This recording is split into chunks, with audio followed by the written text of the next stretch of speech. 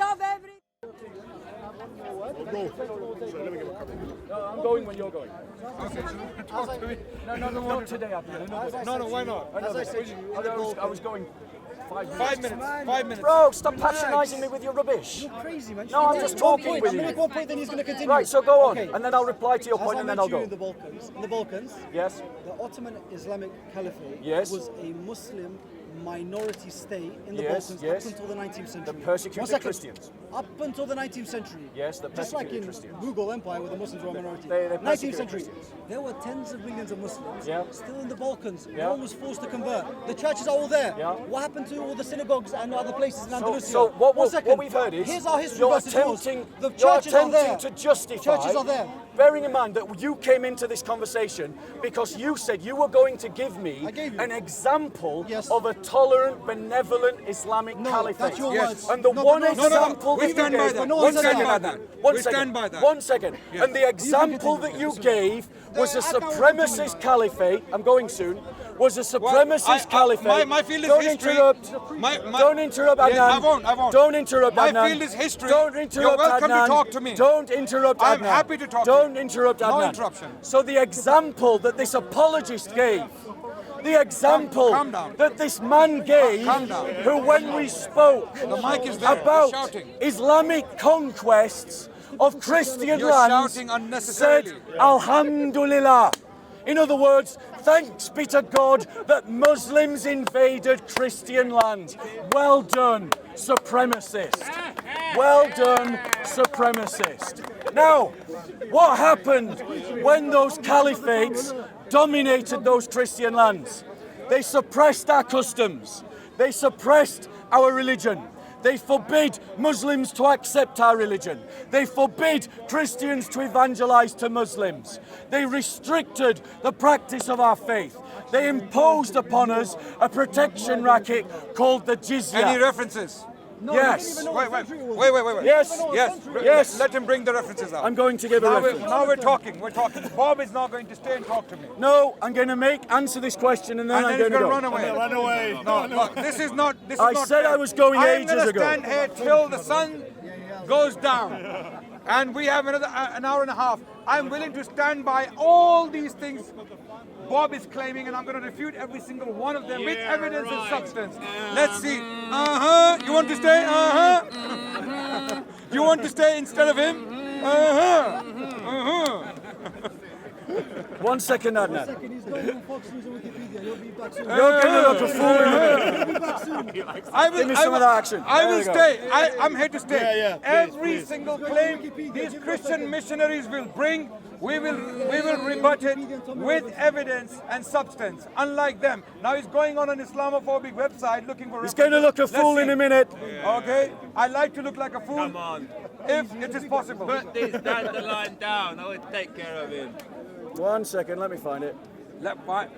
And all the references with me are here in the mind. Oh, look at boasting. Now that Bob is looking for references, I will continue talking. Every single point he mentioned, actually the reality is completely otherwise. It's completely the opposite.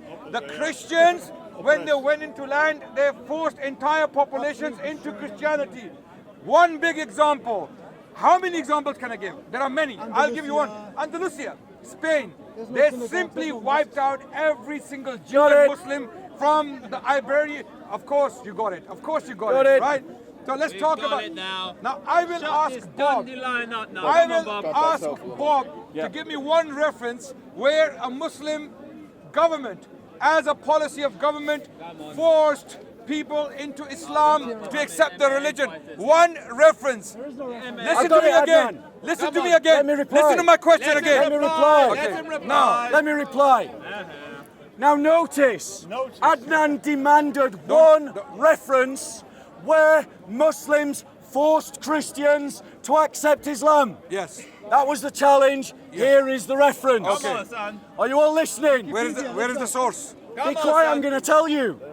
The history of Greece under the Ottoman and Venetian domination by George Finley. Okay. That is your reference. Okay. This is a book that you can get from any good library or you can buy from Waterstones. Okay. Listen to what it said. What is it? Muhammad II, who was the Caliph of the Ottoman Empire. He was not. Listen. He doesn't know history. He doesn't know history. Muhammad. Is that what you just listen. read? Is that what you just read? No, no, listen. Is that what you just read? Notice No, he doesn't want to listen. He was not a caliph. Notice he Muhammad II demanded never a claimed to be a civil caliph. conversation. But now I'm giving the reference. He doesn't want to listen. Correct him after he's done. Thank you. So far, he's the one looking like a fool. Muhammad II imposed the tribute. So he's dropped the word caliph. Listen. He dropped the word caliph. Notice. Note. He doesn't Note, he dropped the word want caliph. to listen. Good progress. Be quiet, Adnan. Be quiet and listen. It's funny how you demand a civil conversation until it goes against Let's do you, it. Let's do and that. then you throw Let's away do the that. rules. Let's do that. Let's Not finish. shouting. Let's do finish. that. Is that possible? Practice what you wanna shake preach. hands? Yeah, we can shake hands. Okay, no shouting. No. No Right. shouting? No, no, Okay. I'm going to talk to that person in the back. No. Listen. No. No shouting. Adnan, Calm discussion. be quiet. Okay. So, This is why oh, here we go. I continue Notice, to he insist demanded the these people reference, are incapable and of now having a I'm decent giving the discussion. reference. He can't shut up. Notice, I want a decent discussion. Adnan, shut up. Shut up, Adnan. All the Christians Oh looking my at gosh. He demanded the reference. Professional filibuster. Let him finish. How do I Thank know that? you. Can you Shut ask him to be up, calm? Adnan. Can you ask him to be calm? Oh my gosh. I'm not asking. Adnan, shut up. Professional filibuster. Thank you. Calm down. Do we shake hands on calm? We've already done that. No. I can shake your hand in many A times. calm discussion. Right, well, shut up then. No, So- I will. A calm Oh, discussion. here we go. Don't shout. Right, can I read? Yes. Do you want to hear me read? Yes. Do you want Adnan to shut up for a minute? Yes. Shut up then. Right, guys. Adnan demanded a reference. Don't shout. I have given you a book that you can buy, a book that you can read, a book that you can borrow from any good library. So, Muhammad II imposed the tribute of Christian children on Greece, as then existed in other Christian provinces of his empire. A fifth of their male children was exacted from the Sultan's Christian subjects as part of that tribute which the Ottomans believed was declared in the Quran as a lawful price of toleration to those who refused to embrace Islam. This group of children, and we have a Greek right here. Tell me, bro, is this a lie? He's the arbiter. Don't be passive. What happened to Greek children? Were they Just because he's taken? Greek is an authority on history. What, sorry? They were. That's a Greek speaking That's not an about his own history. Are you that stupid? There's Let no him finish. argument. Let him finish. If you think Let I him was... Shut up. Let him finish. You were going a minute ago, you're still are here. He was going 10 minutes ago, he's still here. Yeah, Bob. So, Continue, Bob. 1 second. Don't interrupt, Bob, please. Don't. Thank you. Don't. Well Please, done. let him speak. Especially you. Now, I'm silent. no you're not, you I'm just spoke. waiting. He's still talking. I'm preparing the chain ball. There you go. Right. Preparing the historic chain ball. So, ladies and gentlemen, if you don't believe me, I invite you right now, right now, get on your phones, Google the word Janissary. Google it right now. See if I'm lying or I'm telling the truth. Go and speak to the Christians from Greece, like this brother here, and ask him if I'm lying. Christian children were taken as tribute. They were forced to convert to Islam. Now, I agree with Adnan's defense. It's not legitimized in Islam. However, Adnan did not ask me to prove that it was legitimized in Islam. He asked me to prove that a Muslim caliphate actually did it with a reference, and I have met his challenge. So what's wrong with my argument? Okay, my turn. Thank you. I'm going to speak calmly because I was requesting from Bob to be calm, not shout, not scream, don't be so passionate because there's no need to do so. I'm so calm, so contained because I know I have the references there. Every single thing he mentioned there can be easily refuted by any modern history on the Ottomans and their conquests. Number one, the source he quoted from was what? 1856. 1856. No primary references. A 19th century During the work. height of war. Wait. Okay, don't. No, that's true. Okay. It's your turn This to book, button now. Bob quoted from was published in 1856. What do Just facts, mate, just modern facts. historians say about histories Just facts. published in the 19th century? Why were the British historians in particular and Western historians in general throughout the 19th century painting the Muslims like that? Now, I'll give you another example. Okay, there was a period when Britain had colonized Muslim lands in order to maintain their colonialism and to be seen as tolerant or beacons of liberalism or beacons of freedom and justice. They painted the past history of Muslims as barbaric. Okay, this is what all modern historians, Western historians, have to say. Now ask me for references and I'll give you references where they say this. Now, where is the reference? The most up-to-date history of the Ottomans is by Caroline Finkel. Caroline Finkel has written a book titled Osman's Dream. Why doesn't she say anything like that in her book? The book goes over 500 pages, right? And she is discussing all the history of the Ottomans and the conquest. Okay, now I'm going to be interrupted. Oh, wait, Okay, wait. I was You were silent. happy to do it. I was silent. Are you saying she denies the Janissaries existed? Let me finish. Let me Right, finish. well, answer Okay. that question. Okay.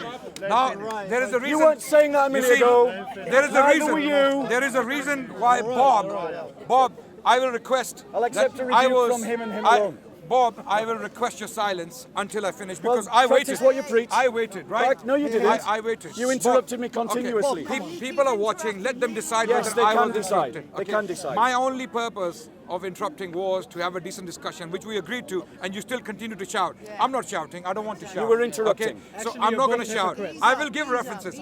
Caroline Finkel, who published her Osman's Dream. I invite everyone to go and read Osman's Dream, which is by Caroline Finkel, not a Muslim propagandist. I don't know whether she's a Christian or whether she's an atheist. She's not a Muslim, right? Read the book and you will see what Janissaries were. Coming to Janissaries. Number one, Bob quickly dropped the word caliph from the name Muhammad II, amazingly. When I challenged him, because he assumed he was a caliph. Ottomans never claimed caliphate until 1517. 1517 was the year when Sultan Salim, the father of Sultan Suleiman the Magnificent, defeated the Mamluks in the Middle East. That's when the Ottomans claimed caliphate. Before that, Ottomans never claimed to be caliphs. Sultan Muhammad II was not a caliph. So that's why he quickly dropped the title. If I didn't challenge him, he wouldn't have dropped it, okay? Fortunately and unfortunately for him, my field is history. That's why he's going to have a ride. He's going to have a ride of his life now, you know? I'm going to show him what Janissaries. Ask him if he has ever touched, let alone read, a book on Janissaries. Ask him. Have you read it, Bob? No, let him answer. I have. Which one? Which one? I can't remember the title. 1 second. What does that prove? Wait. What does that prove? Nothing. What does that prove? Nothing. Wait. It proves nothing. Guys, don't. Except that I don't don't give remember him the the title. excuse to run away. Bob is going to have the ride of his life again, once again. Yes. Google it. No, forget Google, man. The information is there. The title of the book. Anyone with 2 brain cells would have known the title. The title of the book is Janissaries. Okay. Published by Saki Press. The book is titled Janissaries. In that book, what do you read? Adnan, can I reply? Of course you can reply in your time. So, in your time. Adnan, Hello, Bob, I was he silent. quoted Caroline Finkel's book. Wait. I have it here. You can read it. Let me quote You can read it. You can read Let it in me your time. quote it. Look, read it in your Let time. me quote it. Read it in your own time. Let me quote Let me finish it. my response, then you can read it. On Janissaries. On Janissaries, what happened with the Janissaries? There was an order, a military order the Ottomans had within the army called the Devshirme order. It was called the Devshirme. Okay?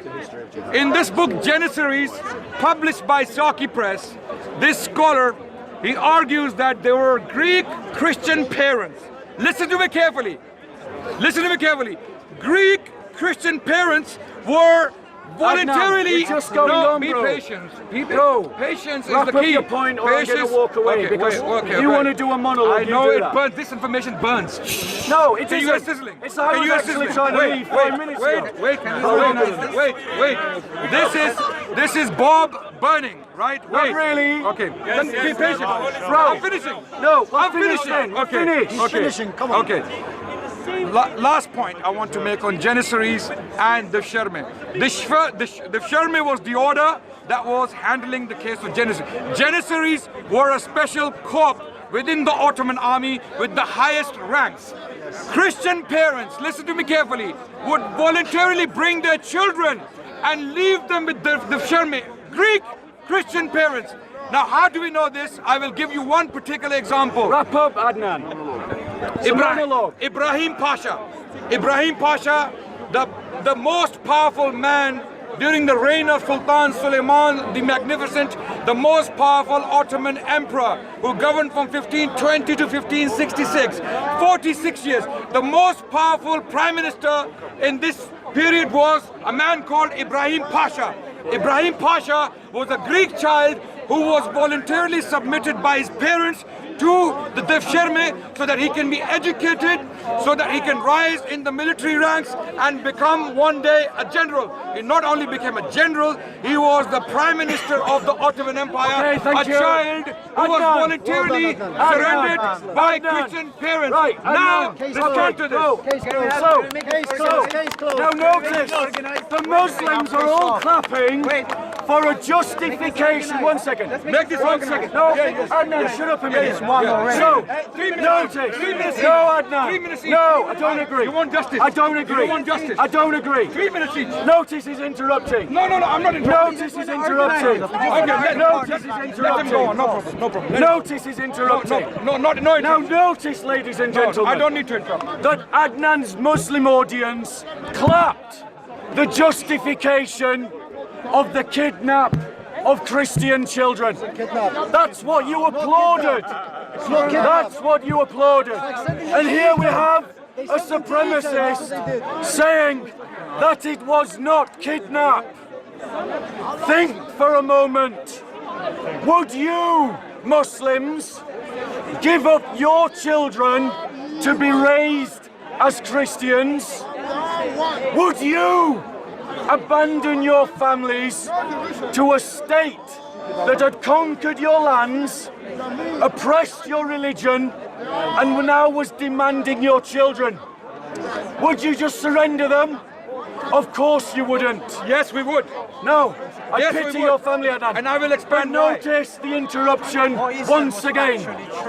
Notice the You asked the interruption. question. You asked the question. I was asking them, not you. Oh, sorry. So, It's okay. so, my point to you is, you think that I'm lying. We do. So go and ask the Greeks to tell you their history. They are liars. Any random go and ask, stop being ashamed. Please do not interrupt him. I want him to continue. Don't ask. Go and ask the Romanians to tell you their history. They have poems, literature written at the time, talking about their mourning, over the loss of their children. The Serbians have entire canticles. One Greek poem. Notice the Muslims interrupting. Once again, the supremacists who want to applaud Islamic jihad. Those Christians, like the Serbian Christians, have entire canticles celebrating the fight of King Stephen, Saint Stephen, at the Battle of Kosovo. Which year was that, sorry? Against, notice the supremacist interrupts, That's what he's talking. Which year is that?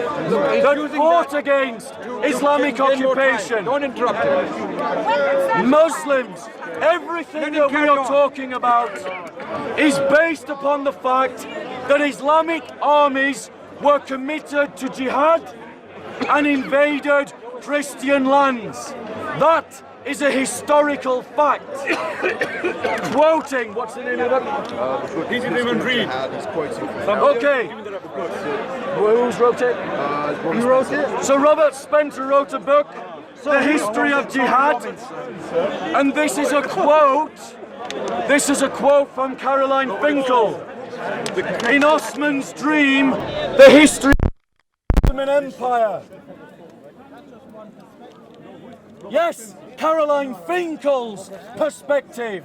The man he just quoted as an authority. It's a woman. Sorry, the woman, my apologies. The great warrior did not, however, realise that aspiration before he died in 1324. His successor, Orkan, succeeded in conquering Nicaea in 1331. So they invaded Christian lands and suppressed the Christian faith. This continued Osman's work of consolidating the Turkish states of Asia Minor under his rule. The resulting sultanate and future caliphate and empire bore the name of the first leader, Osman, and became known in English as the Ottoman Empire.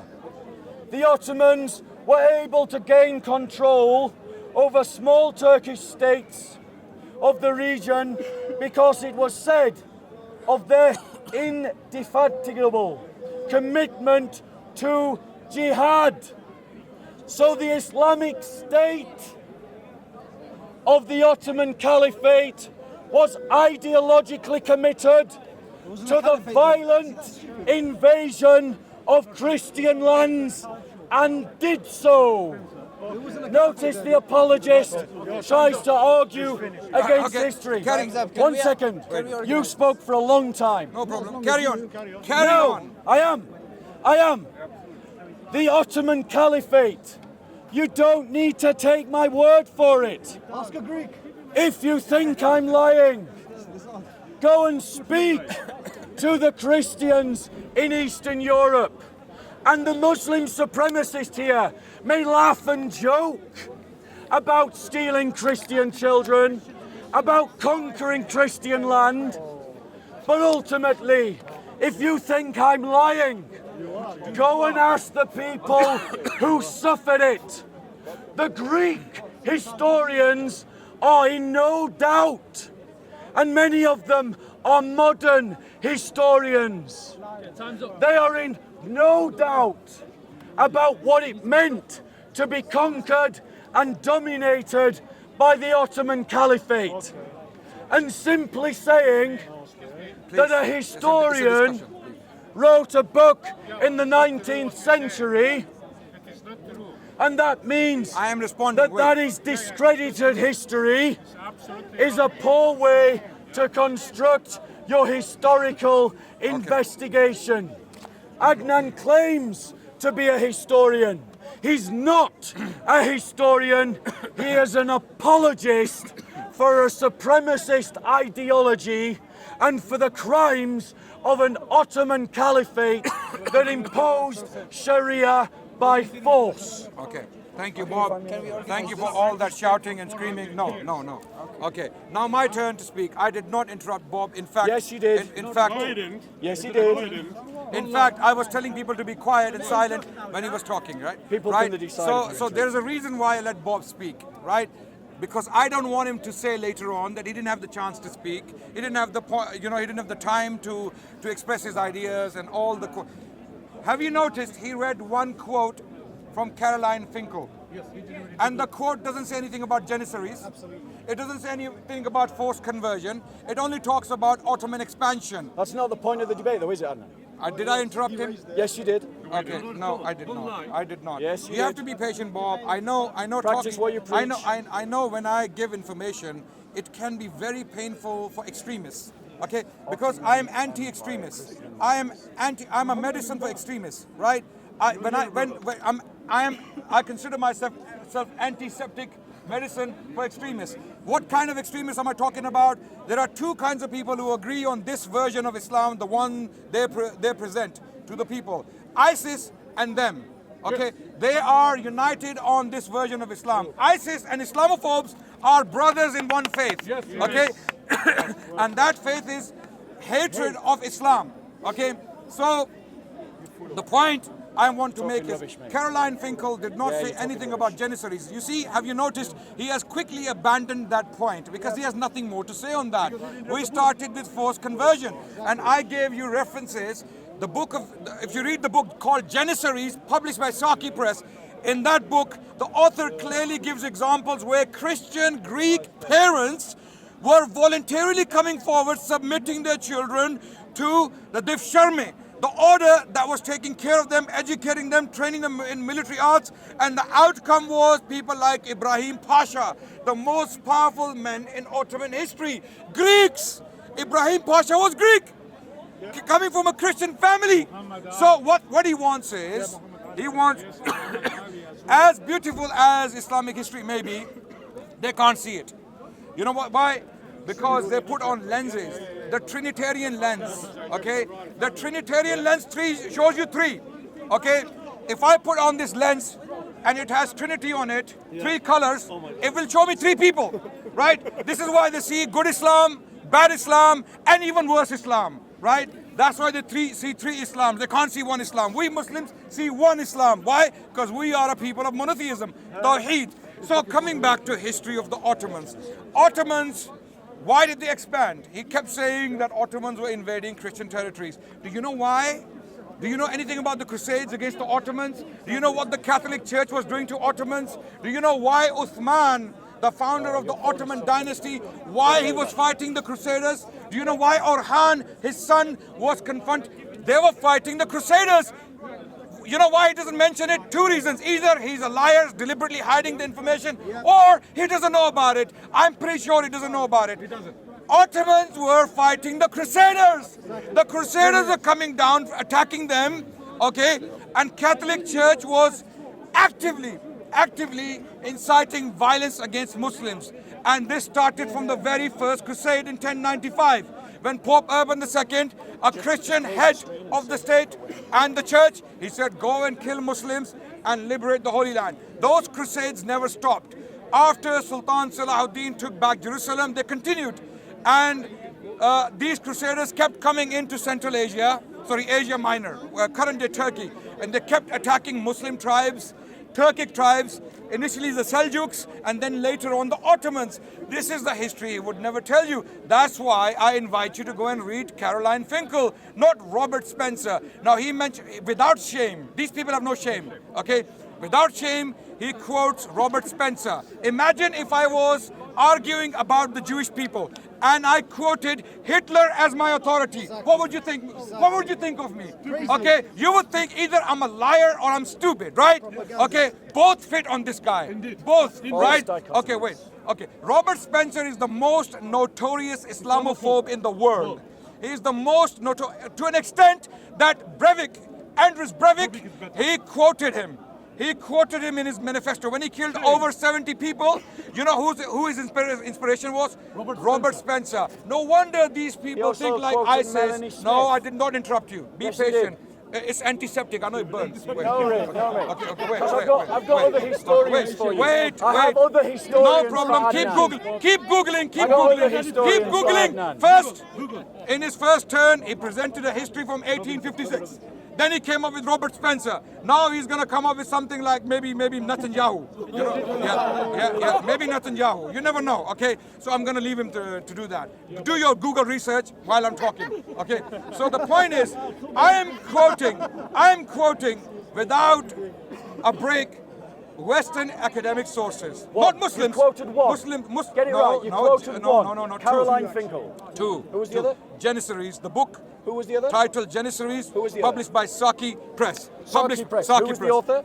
I'll give you the author's name now. Okay. Okay, I'll Google it and I'll That's give it to fine. you now. Okay. Oh, so Okay. you can use Google. I've read the book. I've read the book, and So have I. I've read the book. Okay. Not of that book. So the point is, all of his points fall on their face, and this is what happened to extremists. Every time we debate ISIS sympathizers and Christian missionaries, they think alike. They want one version of Islam. They read ISIS version of Islam in our sources, and ISIS read their version of Islam in our sources. And who's the victim? The Muslims. The Muslims have to come out and they have to put the nuanced picture of Islam out, and they don't care about historians and modern sources. No, I'm not finished. I was patient. I'll let you go on. I'll let you go on. So let me go on. Sorry, I'm talking. Please be patient. Okay. Now with regards to Ottomans, how did they treat Christians and Jews? It's a very important question. He keeps saying they forced people, they killed people, they were You'll massacring. see the lie shortly, ladies and They were gentlemen. massacring people. Yes, Now, they did. I've got it right here. I will give you one example in particular. 2.5 million, actually. Wait. But he's not going to talk about that, is he? A Jewish historian called Amnon Cohen. What is his name? Amnon Cohen. He published a Wrap up, two-volume Adnan. Make this your last work, point. Antiseptic. Okay, two-volume wrap up. works. Make this your last He published two volumes work in 1994. The work was titled "A Word from Within," and the work contained a study of Jerusalem court records, Islamic courts in Jerusalem from the year 1500 to 1570. For 70 years, Amnon Cohen, an Israeli scholar, possibly a Zionist Israeli scholar, studied the court records from Jerusalem for the year 1500 to 1570. The reign of Sultan Suleiman. What did he find? He found 1,000 Jewish cases filed in the court. Which court? Muslim court, the Sharia court. The Jews had their own courts, the Christian had their own courts. The Ottomans allowed absolute freedom to Christians as well as Jews to govern by lies. You can come and kill me. Kill me with your responses, right? Let me speak for now, okay? Antiseptic information, I can even hear the sizzling in my ear, okay? So, Adnan, wrap up your point, bro. did I do that to you? Yes, you did. No, I didn't. Repeatedly. I didn't. You interrupted me You repeatedly. cannot deceive the audience. You cannot You deceive. interrupted I me was repeatedly. silent. I will be silent again. Watch. I'll be silent. Even if you go on for 5 I minutes, doubt it. no You problem. interrupted me Okay, plenty. wait. Now, Ottomans in Istanbul, they had a neighborhood called Galata. Galata was mainly inhabited by Christians and Jews. You're just going on, Adnan. Finish your point, bro. There is a historian called Soraya Faruqi. And now another She's an point. academic. She has written works on the condition of the Jews and Christians in Ottoman Istanbul and Ottoman Salonika, the city of Salonika. And Amnon Cohen, in his conclusion, clearly states that the Jews of Ottoman Jerusalem lived better than Muslims. They cherished their condition under the Ottomans and they had nothing to complain about. Likewise, Soraya Faruqi, she argues that guys. in Ottoman Adnan, Istanbul. Adnan, you've gone on. I get the point that you're Can making. I finish my point? Yeah, but Can you're I just finish going to my make point? another point. Can and I then finish another my point? You do this Can every I time. finish my point? You do this every Can time. I finish my point? Finish your point then. Yeah. Ladies and gentlemen, I hope you're watching my patience and his patience. You Yeah. see? And there's a reason why he's impatient. Because he just keeps talking. Because the He says information he's going to make one final point, antiseptic. and then he goes What is on it? to make The another information point, is? and another point. The information Yes, is? there you go. Right. Antiseptic. So Let me finish. Finish your point then, Adnan. So in Ottoman Istanbul, in the neighborhood of Galata, where Christians and Jews, you messed with the wrong person, I hope. Come on, Adnan, finish your point, bro. Okay, hopefully your Christian brothers and sisters will see some light. They will see the Right, reality of guys, missionaries. Okay, I've waited I'm finishing. patiently I'm for finished. Adnan I'm to finishing. finish his point. I'm finishing. And he's I'm just finishing. going on and on and on. Do it in your next turn. Okay. So, Okay, last no, sentence. I've waited too long. Okay, can you not shout? No, I'm going Carry to on. speak. Yeah, speak. I'm going to speak. But don't shout, please. So, ladies and gentlemen. I'll be silent. Watch me. I'll be Ladies silent. and gentlemen. Ladies and gentlemen.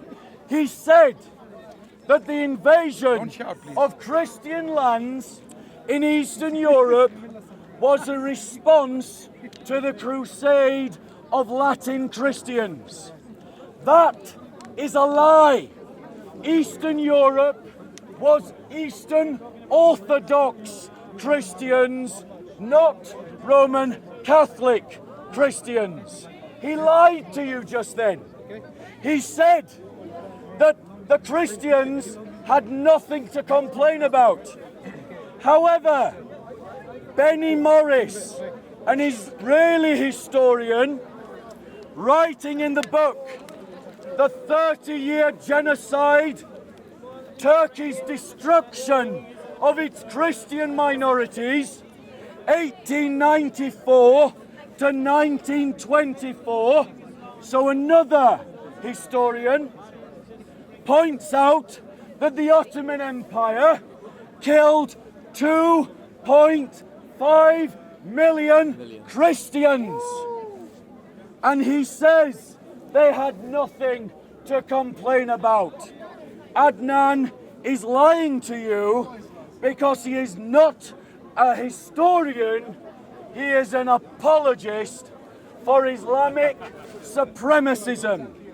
Now, he tried to blur the lines between ISIS and a legitimate telling of Christian history.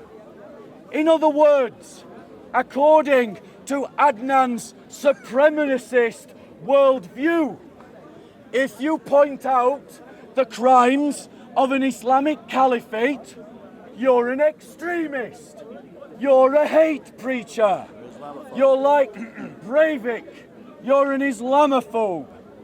But the reality is, if we Christians tell our own history, we're just telling our own experience of what it meant to be dominated by an Islamic caliphate.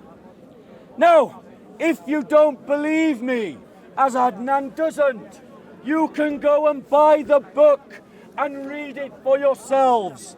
I'll give you the title again. The 30-Year Genocide of Turkey's destruction of its Christian minorities, 1894 to 1924. You see, Adnan, in his supremacist worldview, thinks that only he can talk about history. He thinks that only he can talk about the experience of history. And he betrays exactly the kind of ideology that ISIS portrays. He believes that the word, the historian of a Muslim, is better than everyone else's. That only those that portray Islam in a good light can be telling facts.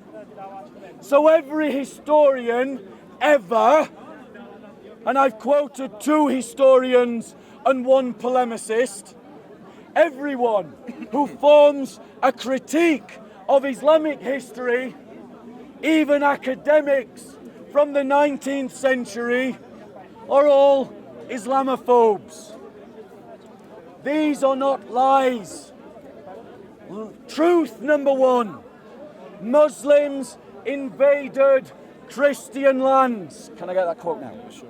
Truth number 2, Muslims in the Ottoman Empire enslaved Christian children as Janissaries. Truth number 3, Muslims in the Ottoman Empire instituted laws that discriminated against Christians and made them second-class people in their own lands.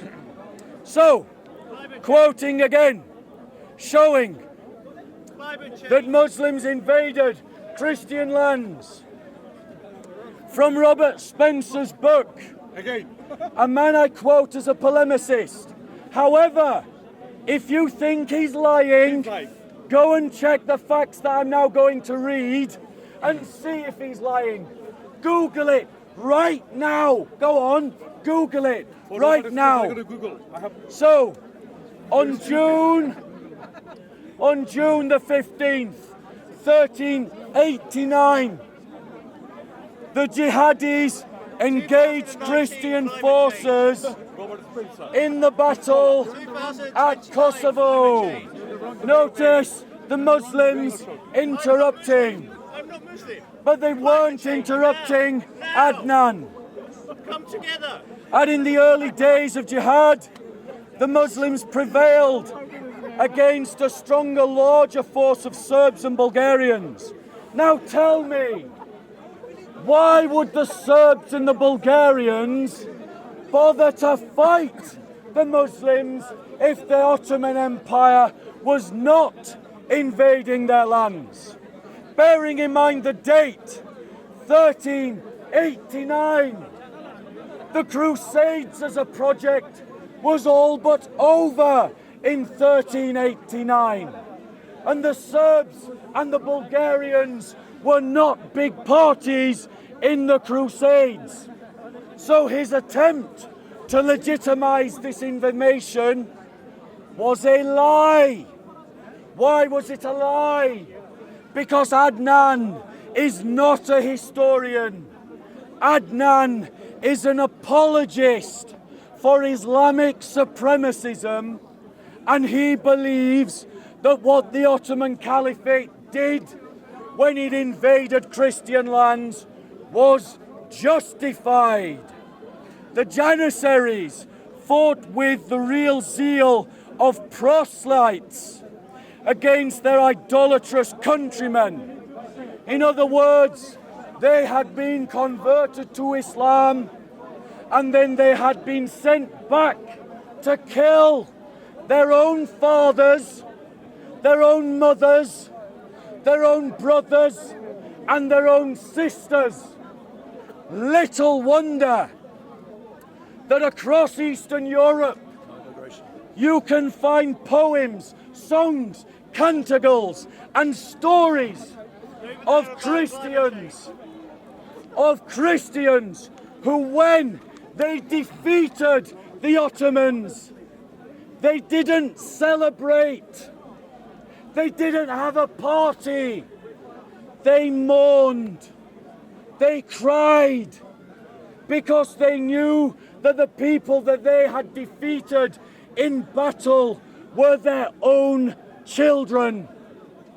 And if you don't believe me, if you think that I'm an Islamophobe, as Adnan wants to slur me as, then go and ask the people in Bulgaria, Romania, Greece and Serbia.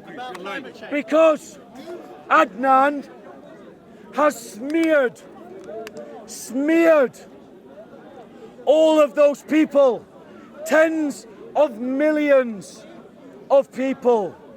He has just smeared them as Islamophobes because they remember the crimes of the Ottomans.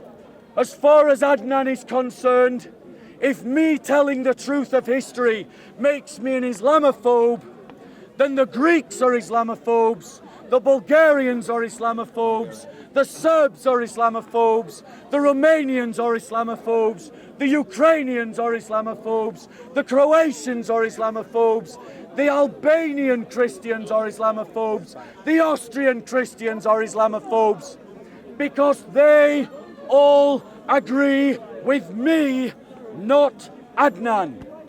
Thank you very much. Did I interrupt? Did I interrupt once? No. Hopefully he won't interrupt me. Okay. Firstly, he talked about a massacre of Christians from 1894 to 1924, yes? He did. Okay. He's talking about the Armenian genocide. No, I'm not. What are you talking about then? Talking about the Assyrian genocide. Well, that is the Armenian. No, okay, it isn't. Okay. Go and speak to the Assyrians. Okay. It is not to be confused with the Armenian genocide. That is something separate. It's my turn. Well, don't lie. You're going to have to be patient. Even if I'm lying, because you've been lying all the way, and I was silent, listening to your lies. So you have to be patient with my lies if they are lies. So talk about the Assyrian genocide. You have to be patient with my lies. Stop lying, because if I'm lying, let people check. Okay, the only genocide we know of, because he doesn't know anything about history, and he doesn't know. Only genocide we are talking about is the Armenian genocide, not Assyrian genocide, Armenian genocide. Okay, well, don't interrupt. Okay, the authority on Ottoman history, especially the Armenian period, that period when the genocide, alleged genocide was committed, who is the authority amazingly? A Zionist Jewish historian named Bernard Lewis. Bernard Lewis was Zionist, he was Jewish, he died very recently. He even advised the American government to invade Iraq. This is how far he went. I will go as far as to say that he was an established Islamophobe. Despite all that, Bernard Lewis, he clearly stated in his works on Ottoman history and Turkish history that the Armenian genocide was not the doing of the Ottomans. It was not the doing of Ottomans. Rather, the Armenian genocide was caused by a number of factors, and it was not the Ottoman governmental policy. Who says so? Not me, not Adnan Rashid, who's not a historian, according to him, Bernard Lewis. And amazingly, I have all these references in my mind for some reason. Okay, he has to Google everything. Okay, he has to Google everything. But I am aware of these things, thankfully. Right? Second point, he jumped from 1924 to 1389. He jumped almost 6 centuries. You know why he's doing that? Because there's nothing in the middle he can find. He has nothing to say on all the great things I mentioned about Ottoman treatment towards the Jews as well as the Christians in Galata, in Istanbul, in Salonika, and books have been written. Halil Analsik is another Ottoman historian. Go and read his books. Halil Analsik, Caroline Finkel, okay, Quartet, okay, then there is Freya Faruqi, Amnon Cohen. All of these people have written on Ottoman, including, go and read Bernard Lewis also. Read him. When you read these established, certified historians, not Islam-hating Islamophobes like Robert Spencer. Robert Spencer is not a historian. He's an Islamophobe who's making money out of gullible people like him who read his books. And they make conclusions on history. So all the references I'm giving are very clear. There is no doubt, if you read Caroline Finkel's book, the Osman's Dream, in that book she gives all the details why Ottomans were fighting the Byzantines and the Crusaders, Latin Crusaders. Latin. This guy, you see, I don't think he expected me to talk to him on this topic. Okay? He's not left with any choice but to go on Google and in desperation find quotes. Just throw anything in the discussion. Just throw, because the discussion started with what? Janissaries were being forced into Islam. No, it wasn't. Right? You're lying Wait, again. no, don't interrupt. Don't interrupt. You can't even I was tell silent. history. I was silent. Ladies and gentlemen, watch his behavior. I was fine. silent. You were. I was silent. I'll give it you on this occasion. I was you were. silent. I agree. I was silent. Okay? So, why do people like this see darkness in Muslim history? They cannot see any. You know why I refer to academics? Academics have to be objective.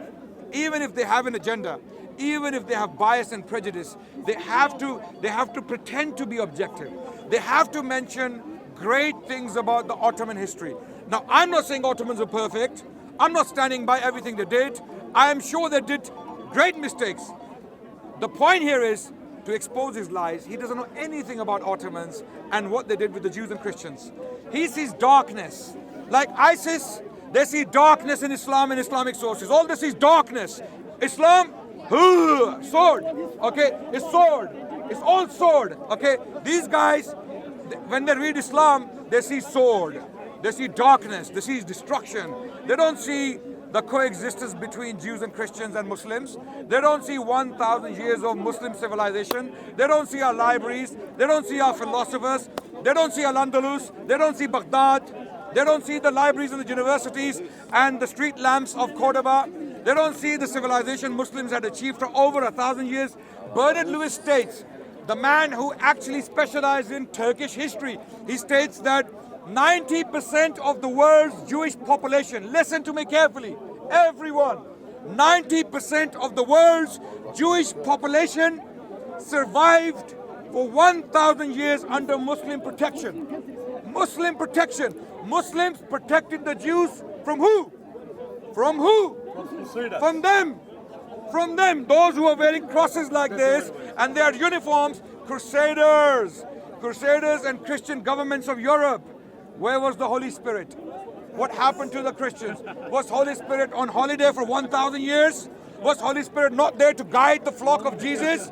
The lovely gospel reading flock of Jesus? Those who are burning Christians, their own brethren, burning for 3 centuries, European Christians. Christians, I insist, Christians, okay? Of course Christians have changed today. Of course Christians have changed today. Christians are different people today. They liberal, secular ideologies have changed Christians. Christians up to the 19th century were not the same. I'll tell you something. The last witch to be burnt alive in Europe was burnt in 1782. How long was that? How long ago was that? 2 centuries. 200 years ago. The last witch to be burnt alive in Britain was burnt in 1726 in Scotland. For 3 centuries, Bob's Christian brothers were burning witches. Hundreds of thousands of women were burnt alive at stake. Less than 200 meters from the spot where I stand. Less than 200 meters away. There is a place called Tyburn Gallows. Tyburn Gallows, there, in front of the Marble Arch. That's where people were executed, burnt, decapitated, quartered. All kinds of things were done by Bob's Christian brothers. He doesn't see that. For 3 centuries. It doesn't stop there.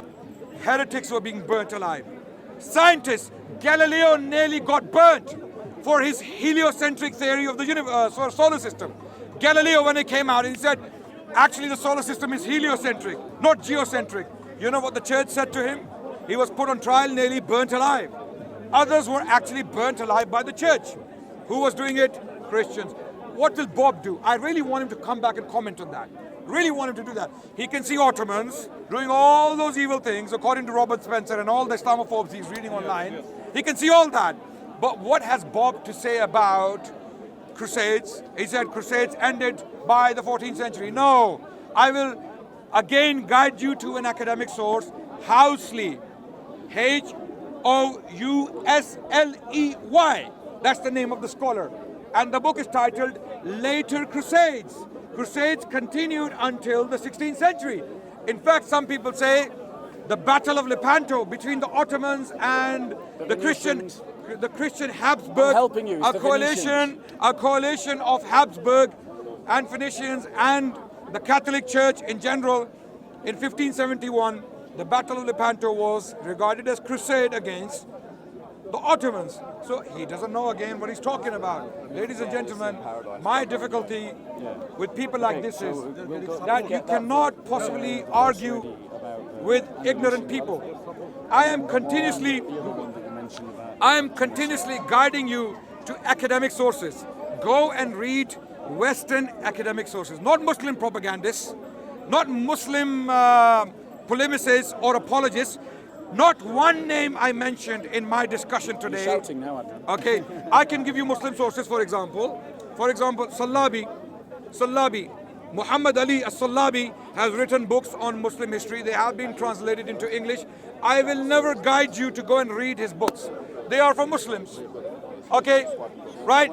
But I have not mentioned one Muslim apologist source. I have throughout, I've mentioned all Western academic sources. One of them was Suraya Faruqi, who is a Muslim, but her books have been published by Western academic institutions. She is reputable, she's recognized as an academic. Bob, on the other hand, has nothing academic. Who does he have? A 19th century source, Finley, okay, or Robert Spencer, a well-known Islamophobe. It's a joke. He's like Hitler to the Jews, right?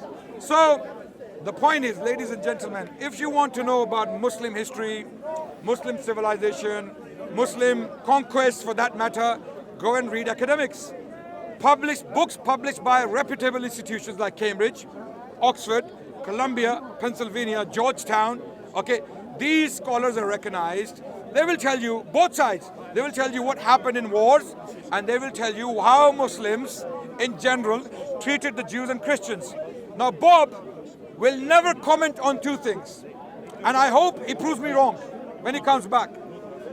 The good treatment towards the Jews and the Christians throughout the Muslim civilization, not only Ottomans, throughout the Muslim civilization. Did Muslims ever do anything good to the Jews and Christians? Simple question. Forget everything. Did Muslims ever do anything good to the Jews and Christians? Question number one. Did the Christians ever do anything bad to women, for example, witches being burnt alive for 3 centuries, or heretics being burnt alive, or the Crusades, or the Inquisition, No, you can, of course, patience. I was listening. Okay. These two questions, ladies and gentlemen, I want you to keep these two questions in mind. When Bob comes back and see how Christian missionaries are completely incapable of being objective in their discussion on Islam and Muslims, they, like ISIS, see darkness in our sources. ISIS and these missionaries are brothers in one faith, and that faith is hatred of Islam. And there are other Islamophobes like him as well. Yes. So, wait, no, let me reply. No, answer my two questions. I'm going to deal with it. I'm going to be silent We're now. not talking about that. We're talking about something else. What I find, why are you no? I want to talk about something else. Bro. Both come together. No, I want to talk about something else. Right, notice. I really wanted to hear what So, ladies and gentlemen, Adnan, the apologist for Islamic supremacism, has tried to mischaracterize my argument because I quoted a polemical writer, Robert Spencer. He ignored the fact that I also quoted 2 independent historians. I'll give him some more books. The Forgotten Genocide, Eastern Christians, The Last Aramaeans by S. Cotois, a book written using the documents of the Dominicans who recorded the genocide of Assyrian Christians before the Armenian massacre. That's a book you could read. Who published it? I've just given you the publisher. Yes. Who's the publisher? I've just given you the publisher. Sorry, tell me again. I forgot. Who's the publisher? The author by S. Cotois. No, the doesn't publisher. give it- it Who's doesn't the give me the publisher? publisher. I need the publisher. Well, you can Google it. Stop interrupting. I'm not interrupting. Stop interrupting. Okay. So Right. there's no So, publisher. No, that's- there's no publisher. So, talk about clutch at straws.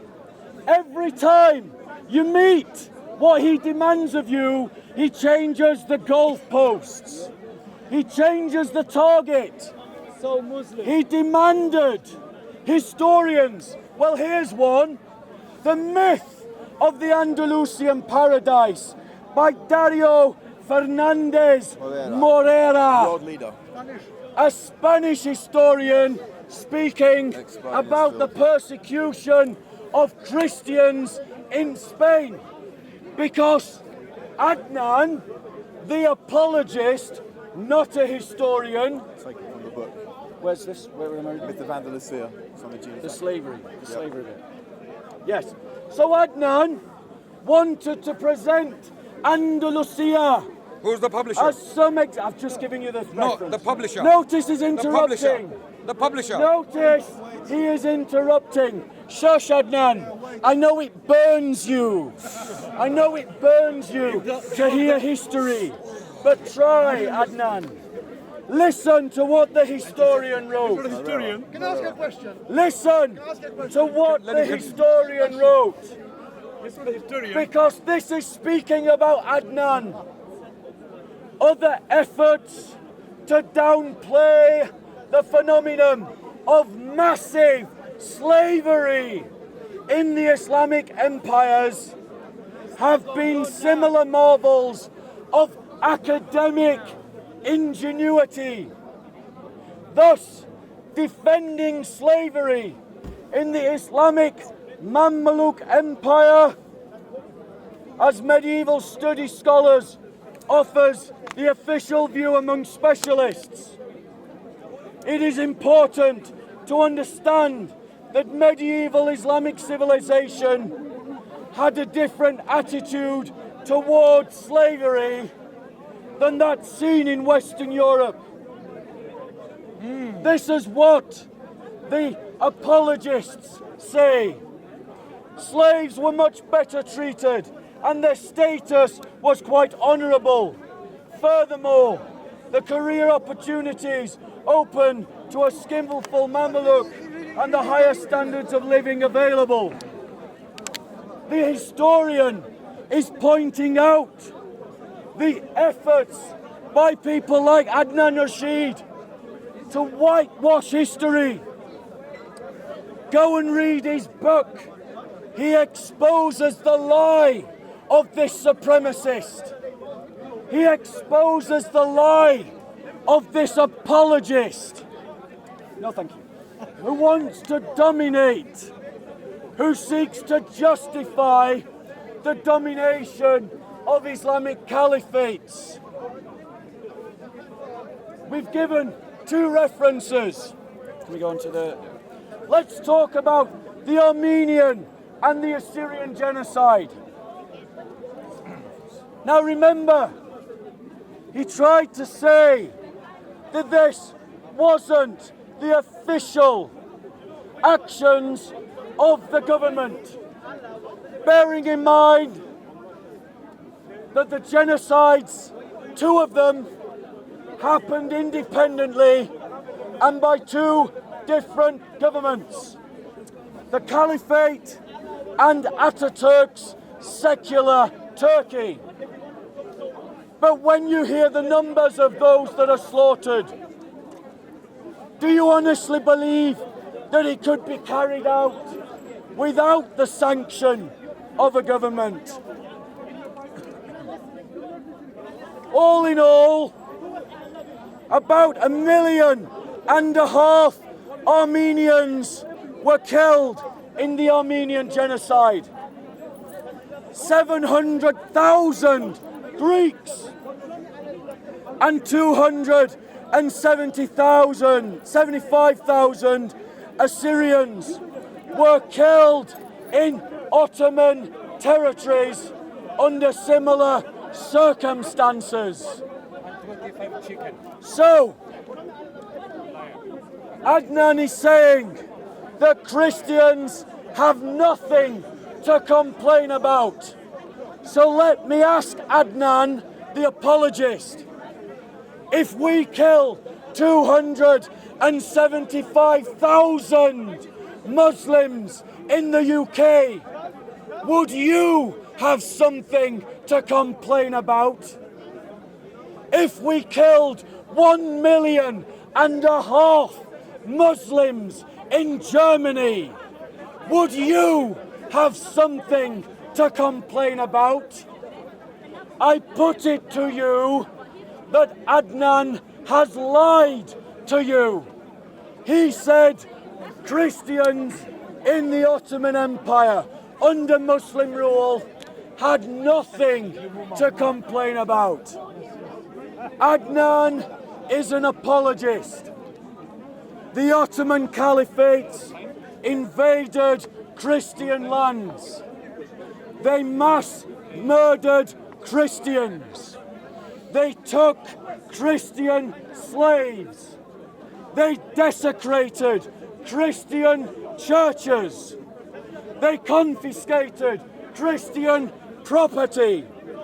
They restricted the rights of Christians to practice their faith fully and completely. If you doubt what I'm saying, Google it. Do your own research. I'm not asking you to believe me. I'm asking you to believe the overwhelming weight of history. Go and speak to the Assyrian Christians if you think as Adnan does, that I'm just an lying Islamophobic bigot. Okay. I don't believe that any genuine person who looks into this history can come to any other conclusion than that the Ottoman Caliphate was an unjust empire, resistance to whom, such as at the Battle of Lepanto, was completely justified, like that of the Battle of Kosovo, and whose demise and destruction at the hands of the Imperial West should be celebrated. And if you don't believe me, ask the Greeks, the Romanians, the Bulgarians, the Serbians, the Croatians, why they celebrate, not mourn. They don't mourn, they celebrate their independence from Ottoman rule. If it was so good, so amazing, so wonderful, why do they celebrate their freedom? If the Iberian, Hispanic domination of Islam was so great, so wonderful, so amazing, why do the Spanish celebrate their liberation? I'll tell you why. Because they remember the Martyrs of Cordoba. They remember the desecration of the shrine of St. James. They remember what it means to pay the jizya and feel yourself humiliated as the Quran instructs that Christians are. He's telling you to say dimitude. Don't listen to this apologist. He wants to blur the lines between myself and ISIS. Why? And Adnan, this will be my last point. I'm patient. The reason why he wants to blur the lines between myself and myself and ISIS is because he knows the evidence is against him. I've given him academic studies written by historians, and he is hoping to win you over through an emotive response rather than a genuine analysis of the historical evidence. Adnan is not a historian. Those who apologize for the Islamic caliphates are not historians. They are apologists seeking to justify Islamic supremacism. Okay, thank you, Bob, for that long speech. Now it's my turn. Now, brothers and sisters, ladies and gentlemen, if you remember when I asked Bob to answer two questions, very simple questions. Did Muslims ever do anything good with the Jews and the Christians? Sorry, I forgot. He forgot. I did. He says he forgot. I did. Okay, you can come back in your turn. Answer these questions. Second question was, did Christians ever do anything bad to women, heretics, and non-Christians, i.e. the Jews and Muslims?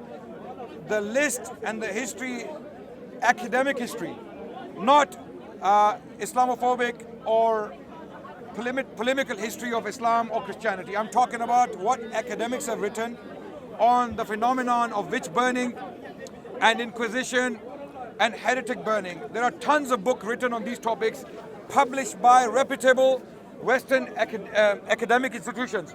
When I asked him about those two books, who published them, I can guarantee you, none of these polemical works against Islam and Muslims have been published by any reputable Western academic institution, such as Cambridge, Oxford, Columbia, Pennsylvania, and the list goes on.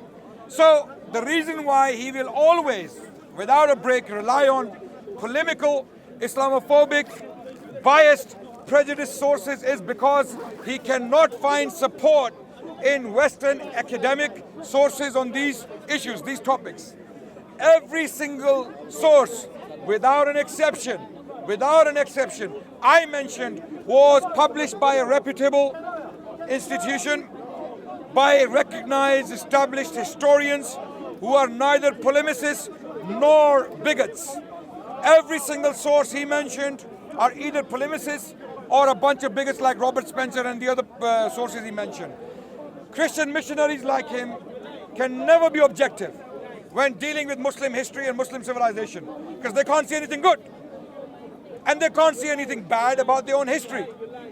When we do a comparison between the Muslim civilization and the so-called Christendom or Christian civilization, you will see a huge difference in treatment towards the other. Even the most hostile academics like Bernard Lewis, who was a Zionist by confession, who advised George Bush to invade Iraq.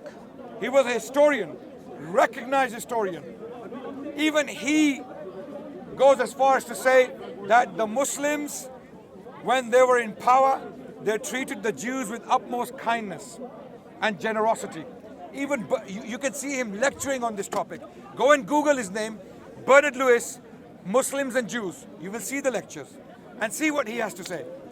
Why can Bob not recognize that? You know why? It is just he's caught the disease. The disease ISIS has caught. All this is darkness and hatred in history, in theology, in literature. They cannot see any beauty.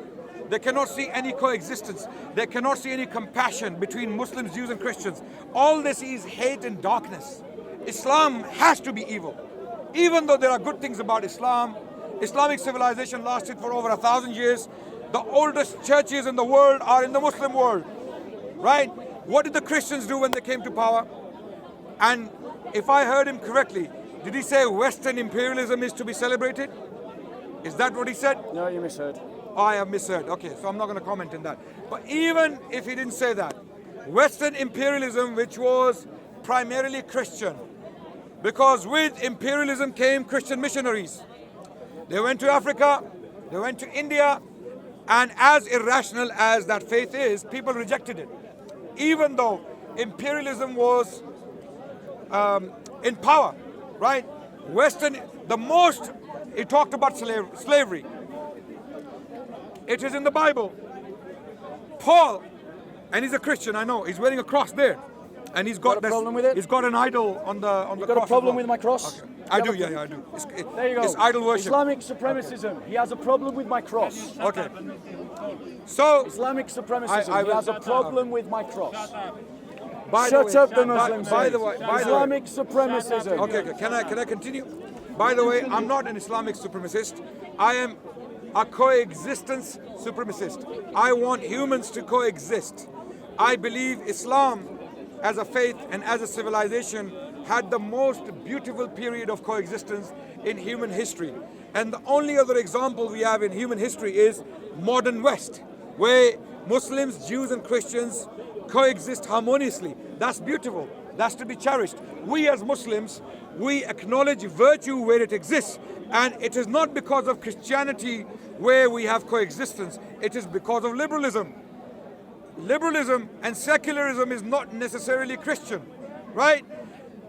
Modern phenomenon called Western civilization and the coexistence we find therein is not because of Christianity. In fact, when we look at the Christian civilization, 19th century backwards, what we see is persecution. What we see is violence against the Jews and Muslims. The Jewish people were facing extinction. He will never comment on that. I wonder why. He will never talk about how Jews were driven out of Britain in the 13th century, and then from France, and then from Spain. Where were the Jews running to? Where were they going? North Africa, Muslim North Africa, Muslim Middle East, Muslim Ottoman lands, and they flourished. They became the top businessmen. They became the top scholars, poets. The golden age of the House of Israel was in Al-Andalus. Again, I will quote another academic source. The history of Sephardic, and Mizrahi Jewry. Who is the author? Zion Zohar, a Jewish scholar. On page 8 and 9, page 8 and 9 of his book, he states that when the Muslims arrived in Spain, Al-Andalus, the Jews opened the gates of castles and fortresses to welcome the Muslims as liberators. Liberators from who? Liberty from who? From Christians who were governing Spain. Why were the Jews so happy about Muslim arrival? According to Zion Zohar, not a Muslim apologist, and up to this moment, I stand by my standard of not quoting one Muslim source. To support my arguments, not one Muslim source. I have been quoting non-stop academic Western scholarship and sources, not one Muslim source. I will not quote a Muslim source because there are people out there and in here who will say Muslim apologists, biased, prejudiced. No, I will insist. And why are these Western academics praising Muslim civilization? Another book, a very important book, although quite old, published in 1913. The book is titled Preaching of Islam, authored by Professor Thomas Walker Arnold. What's his name? Thomas Walker Arnold. Not a Muslim, a philosopher who taught at SOAS, School of Oriental and African Studies. He published a book in 1913 called Preaching of Islam. Anyone who reads that book once in your lifetime will never walk away with the same conclusions ISIS and these Christian missionaries have on Islam. This is why I keep insisting that ISIS and Christian missionaries like Bob are brothers in one faith. What is their faith? They see darkness in Islam. They see hatred in Islam. They see division and unpleasant history in Islam. What we as Muslims and objective Christians and objective Jews see in Islam is 1,000 years of civilization where Jews and Christians coexisted. Now he mentioned, to make my final point, again I want to stick to academic sources. And amazingly, by the grace of Allah, all of these points he mentioned, or he made, I have something to offer in return as my rebuttal. And I will not speak from my mind, from my opinion. I will give you academic sources to go and consult. He mentioned Martyrs of Cordoba. Remember that? You remember that? Martyrs of Cordoba. Who were the Martyrs of Cordoba? Very good question. And why did he mention them as a case of persecution? Now, Muslims governed parts of Spain for over 7 centuries. And he came up with one case, Martyrs of Cordoba. Christians being persecuted by Muslims. And he cannot find any other case. And we will see if he brings something else up. And I still want him to answer my 2 questions. Martyrs of Cordoba, who were they? These were a bunch of extremist Christians who saw Christians in Spain converting to Islam in drives, in their thousands. Christians voluntarily converting to Islam in drives, to an extent that one of the sympathizers of Martyrs of Cordoba, called Paul Alvarez, writes in 850s in Cordoba that Christian youngsters are reading Muslim books. They are inspired by Muslim philosophy. They are reading the Arabic language, they are studying the Arabic, and they can form better poetry in Arabic than the Arabs can. And because of that, many of them are going to their faith because they are deeply inspired by Muslim philosophy, Muslim scholarship, Muslim civilization in general. So the point he was making was that Christian youngsters, they are being influenced by Islamic civilization and they are voluntarily accepting Islam. So the response was, I'm finishing right now, this is my last point. The response was Martyrs of Cordoba. Who are these people? They were a bunch of Christian extremists.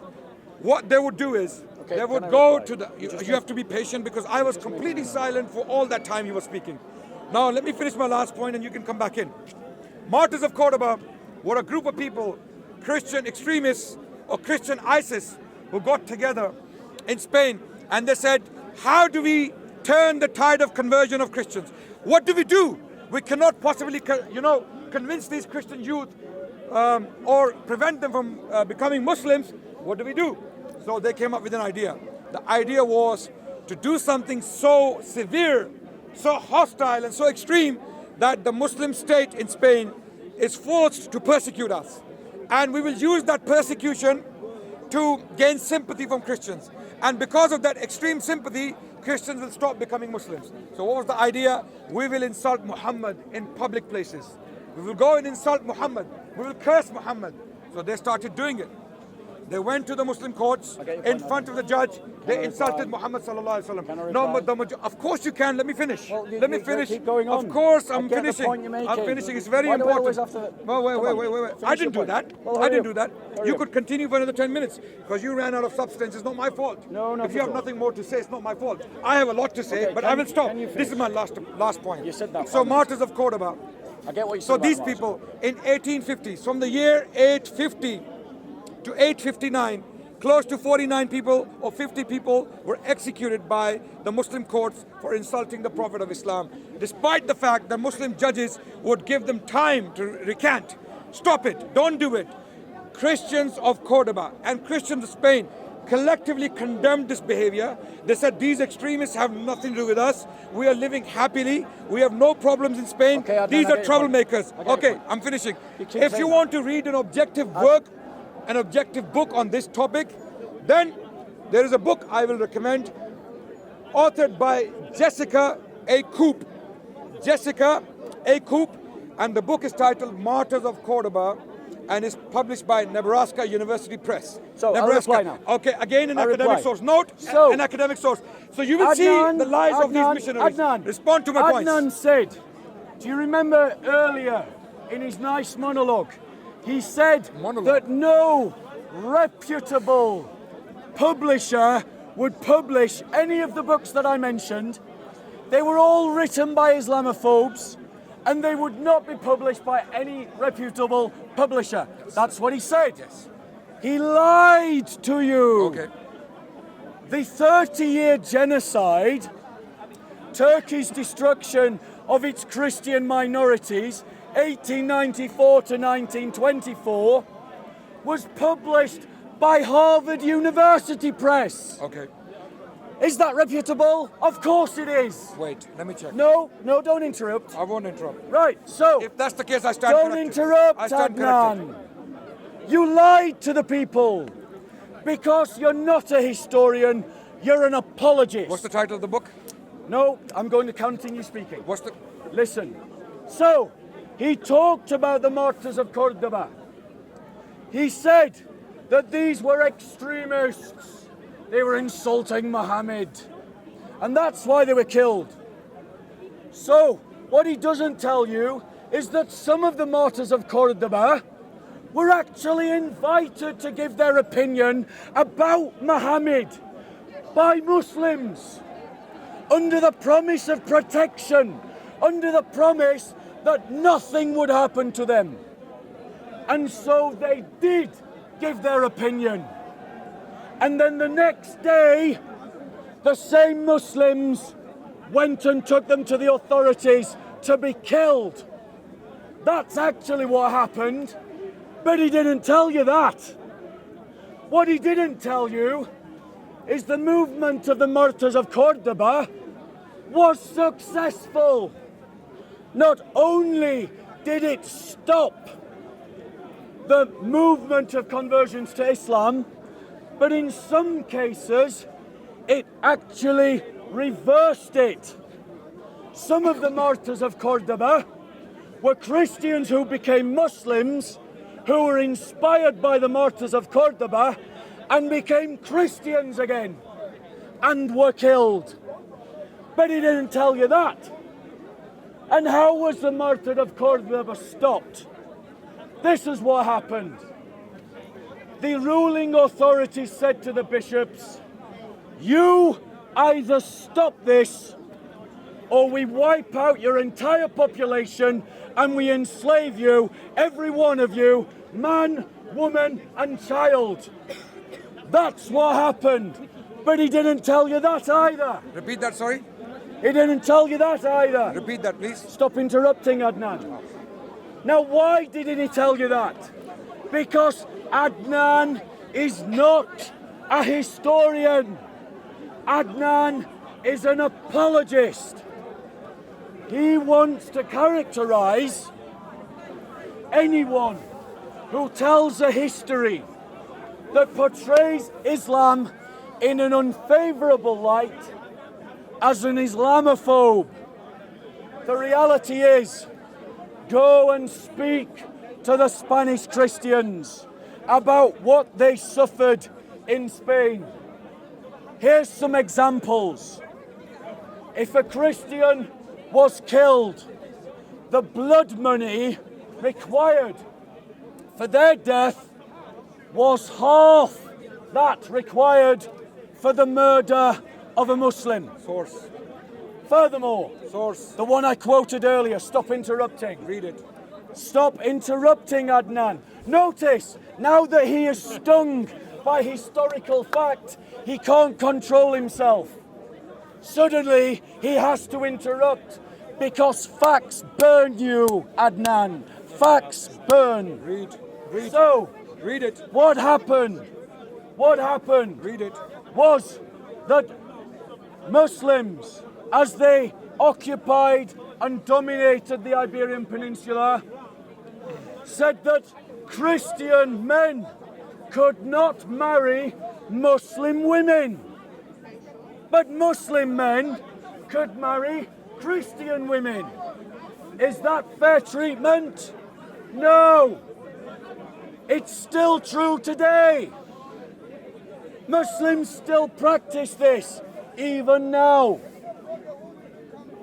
Muslims commanded that churches could not ring their bells. If you think I'm lying, go away and do your research. Adnan is lying. Adnan is lying.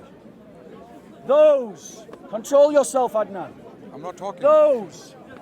Those that try to characterize the Martyrs of Cordoba as extremists, or those of us that simply tell the church's historical experience of being dominated by Islam as Islamophobes, are lying to you because they find the history embarrassing.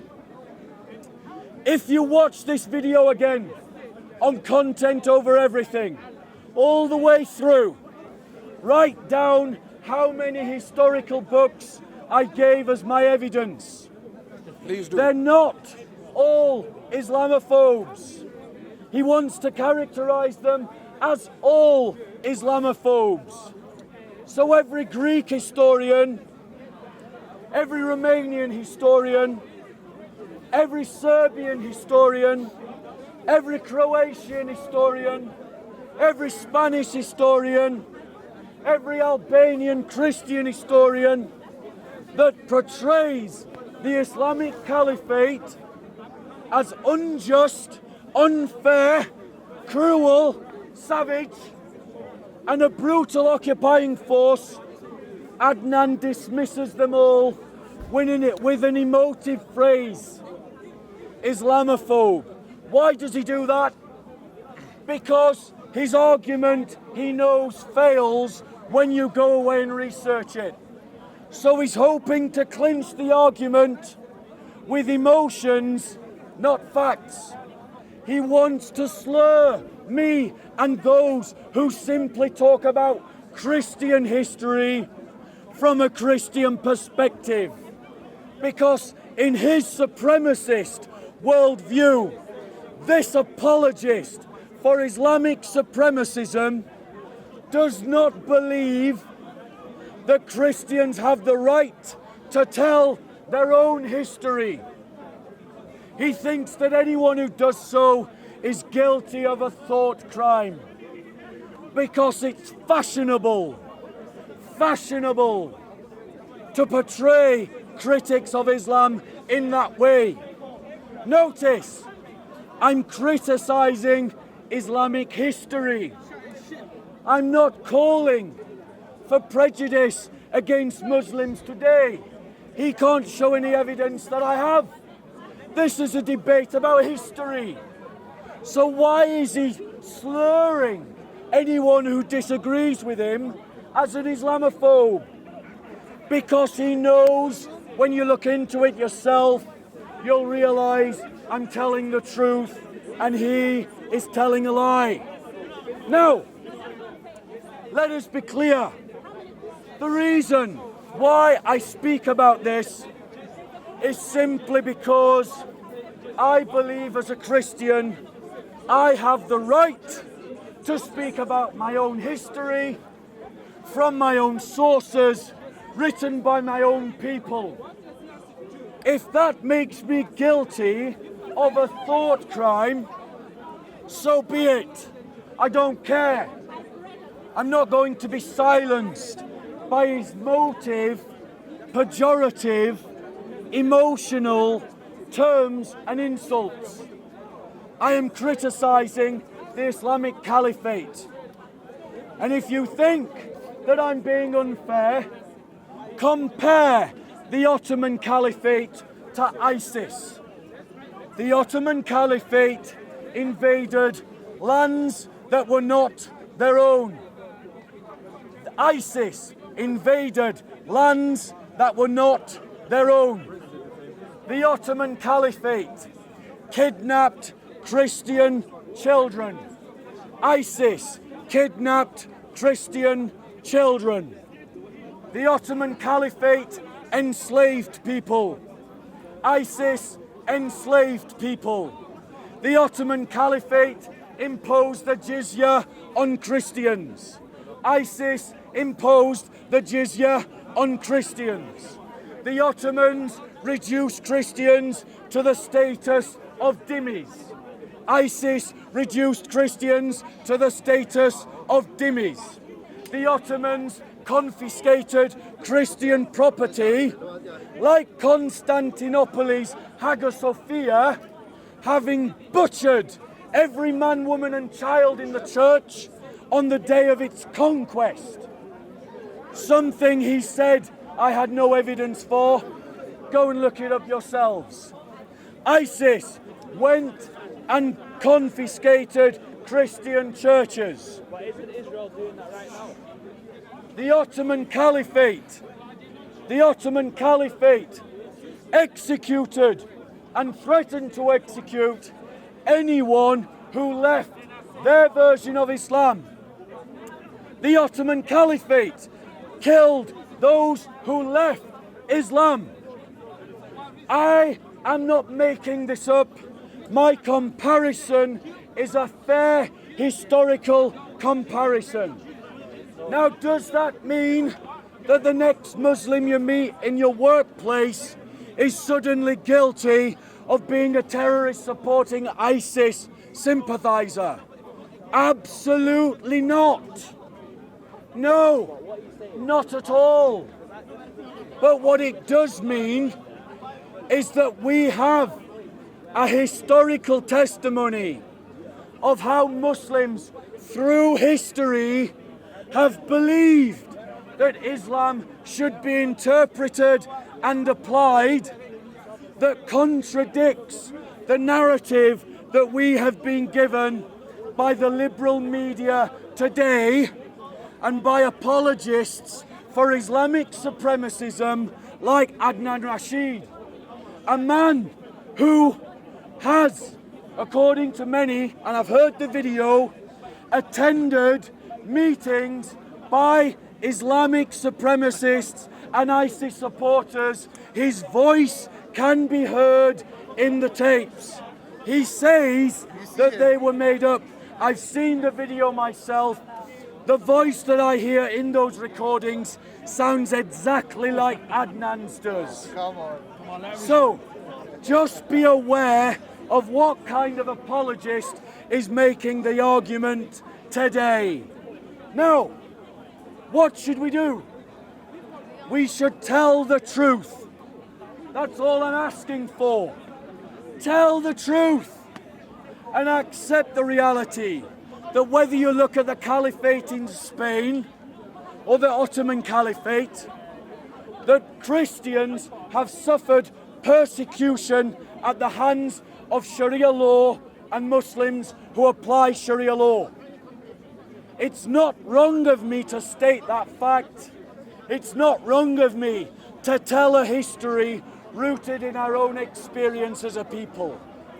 Adnan wants to villainize that because it tells an uncomfortable truth about Islam. And my question to all of you Muslims and to all of you liberals, if my facts make you feel uncomfortable, perhaps your conscience is telling you you need a better religion. Because over 1,000 years of Islamic history contradicts this apologist. You think I'm lying, Adnan? Go and speak, and I ask this of all of you. Go and speak to the Assyrian Christians. You can find them. Go. Yes, go. Go, Go. please. Quiet, Adnan. Go. Go. Go and speak. Go, man. Adnan, be quiet. Go. Get lost, guys. Go.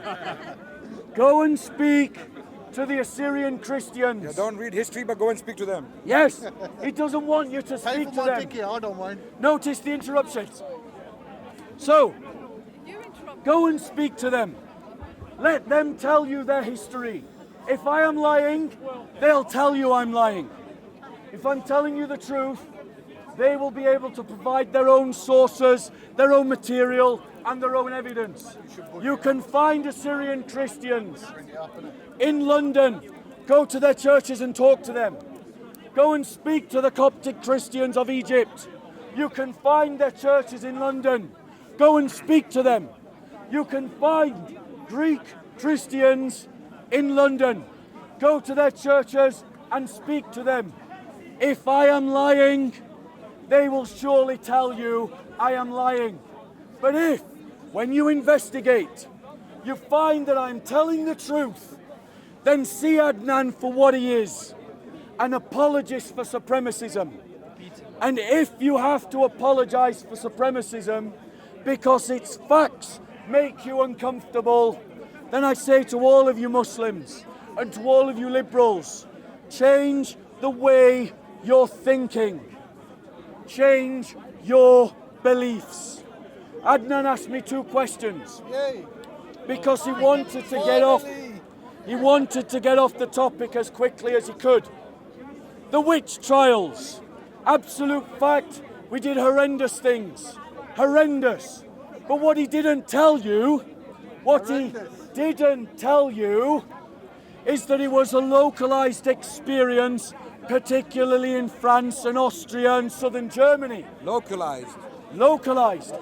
What he didn't tell 4 you... countries were localized. Stop interrupting. Stop interrupting, Adnan.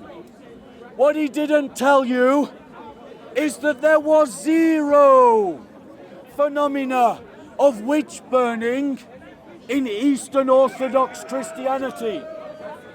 What he didn't tell you when he mentioned the Spanish Inquisition was that the Spanish Inquisition, unlike local secular courts and unlike the courts of the local church, was actually conducted by trained lawyers who never once convicted people of witchcraft.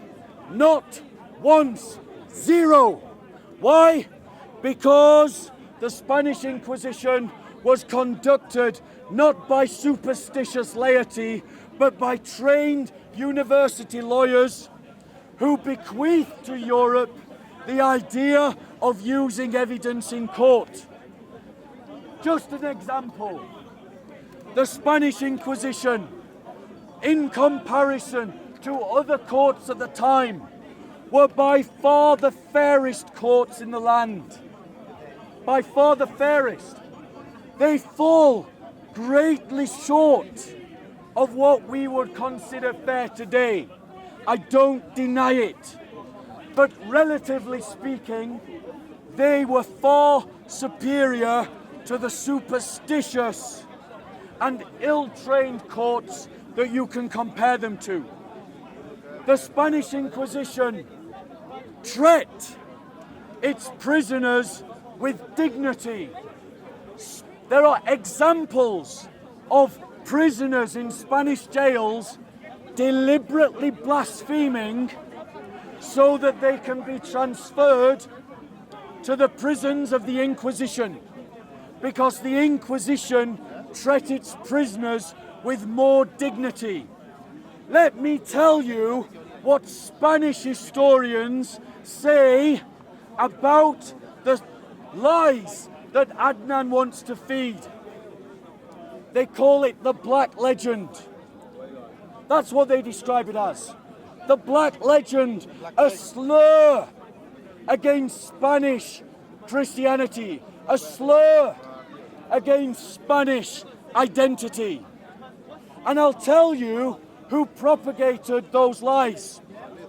It was a man, a pseudonym writer, called Montanus, writing at the time of the Reformation, who give us this depiction of the Spanish Inquisition as being some horrible, tyrannical movement.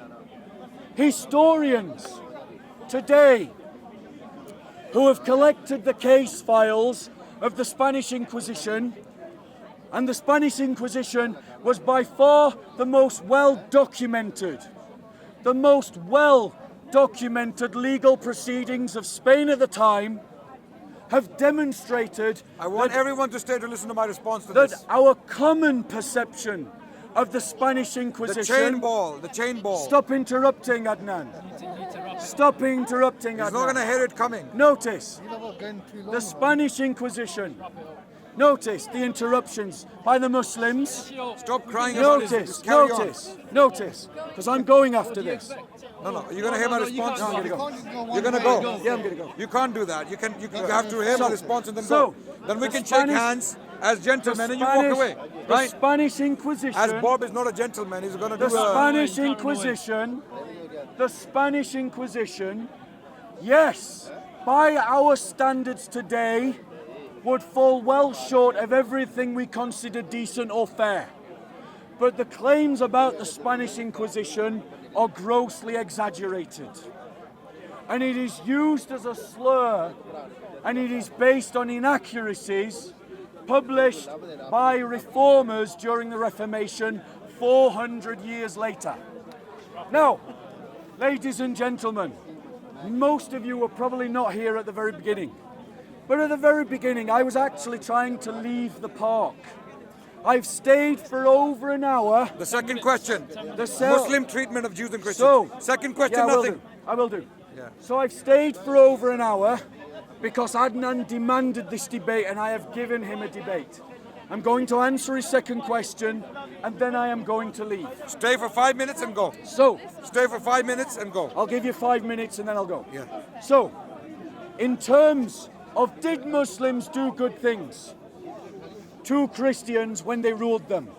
I can say hand on heart, absolutely it is a fact that they did. Accidentally? No, and deliberately so. No, hold on 1 second. Hold 1 second. Stop interrupting. Notice the interruptions again. All the time. Please. It's a debate. It's a debate. Notice the Brother, it's a debate. interruption.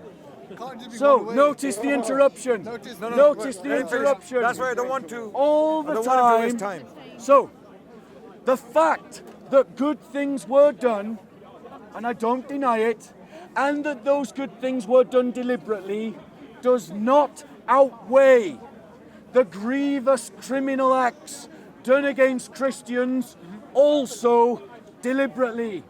The good Muslim, bad Muslim argument.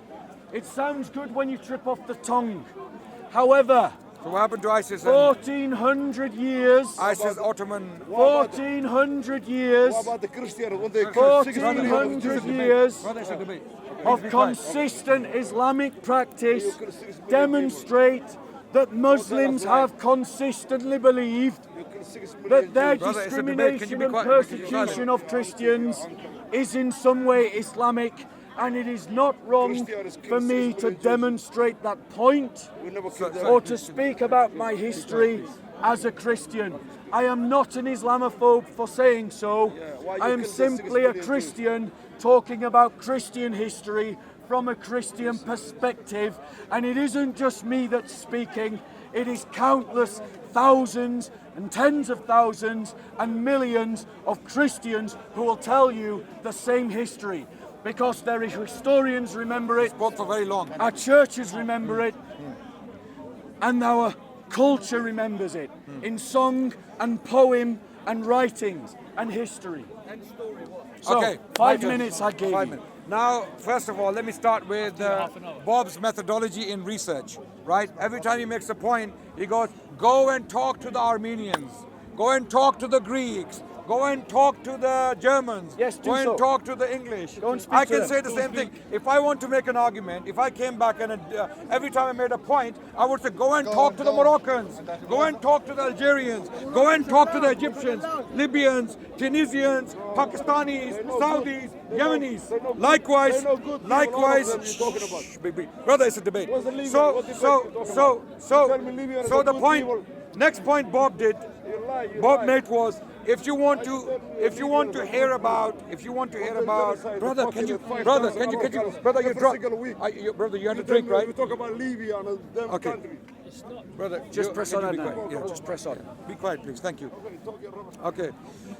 So if every time I made a point, instead of quoting academic sources, if I said to you, go and talk to Moroccans, Algerians, and all the way up to Bangladesh, go and talk to every single one of them if you want to understand history, how would the peasants or mechanics or engineers or even businessmen, how will they tell you about history?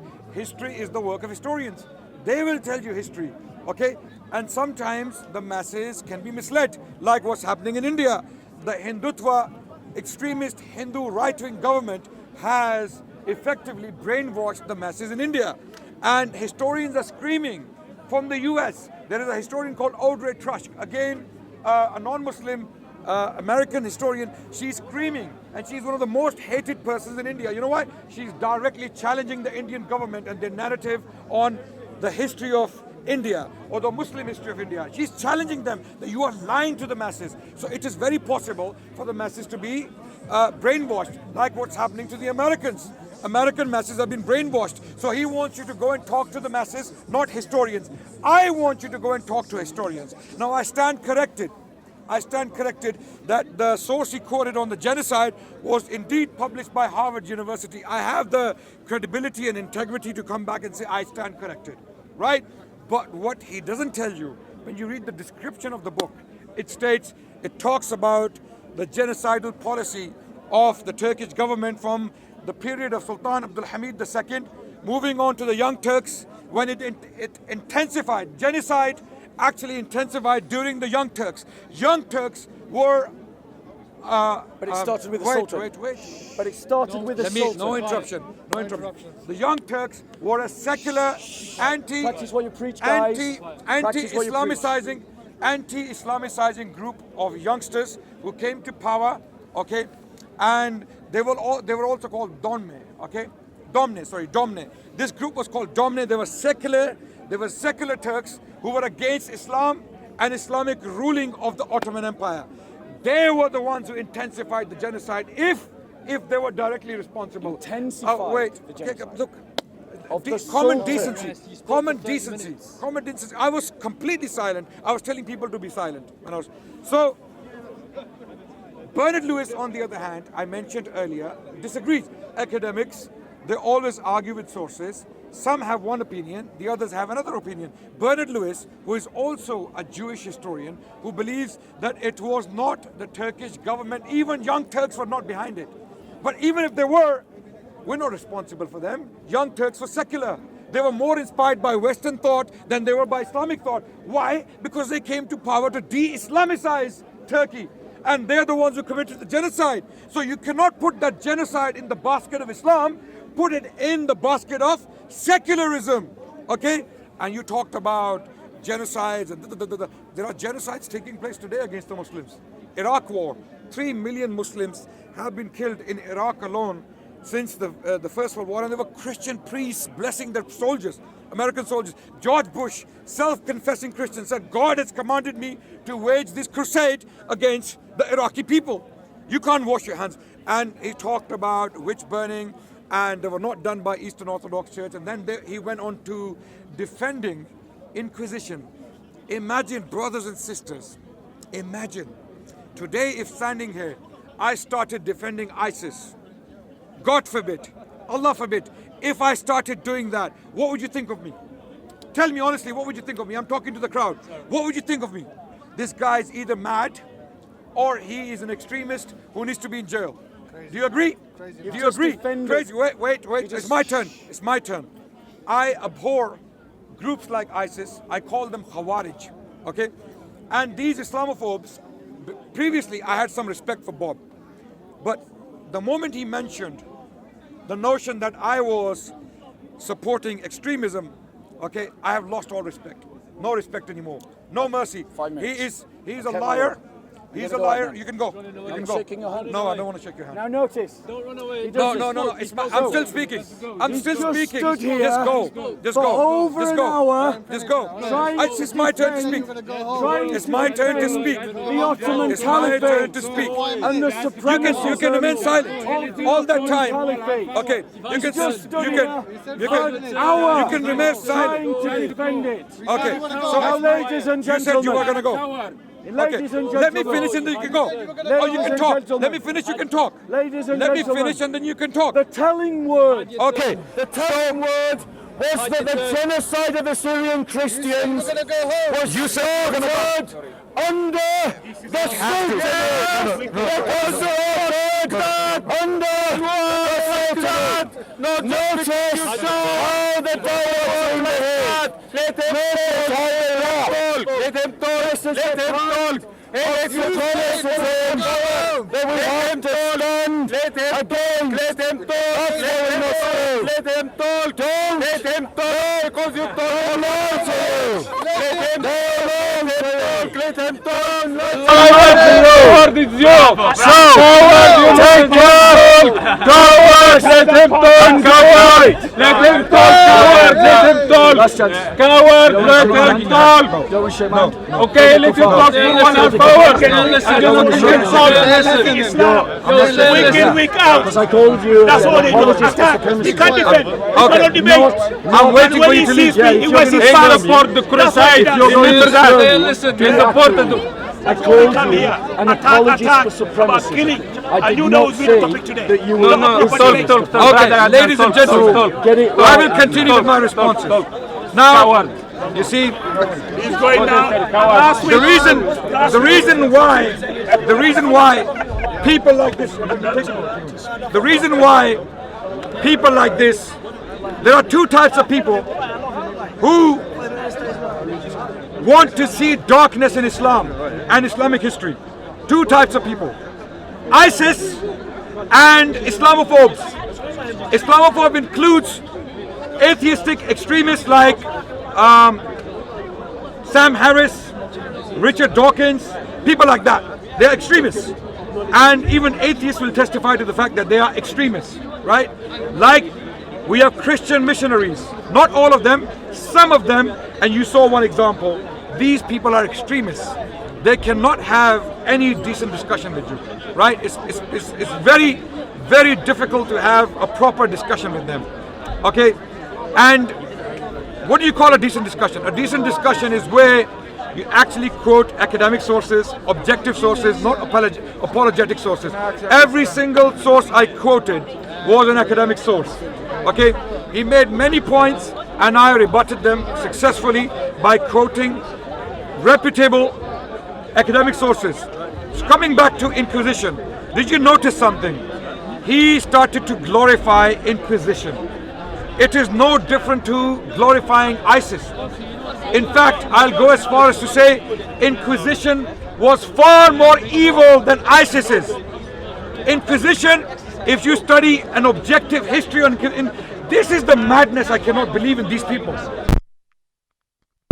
It is madness to defend an institution like Inquisition that killed hundreds of thousands of people by torturing them to death. Torture! Inquisition was known for torture. He said Inquisition was a very organized institution. There were qualified judges sitting over these trials. It was recorded diligently. Oh my God.